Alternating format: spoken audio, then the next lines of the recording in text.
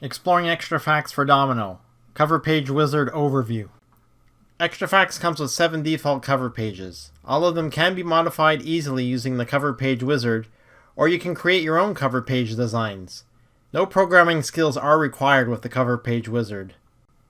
On the Details tab, when creating a cover page, provide a name and description for the cover page.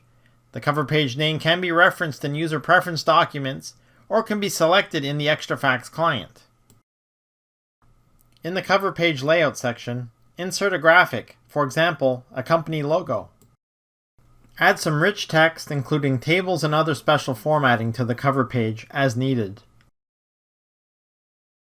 Included with ExtraFax are some reserved keywords that can be incorporated into the cover page as required.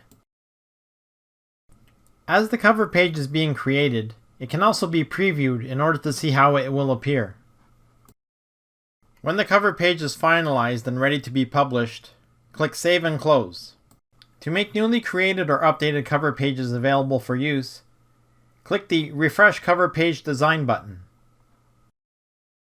We hope you've enjoyed this tutorial. To learn more about our products, please visit our website for more product information and additional tutorials. Visit us at www.extracomm.com.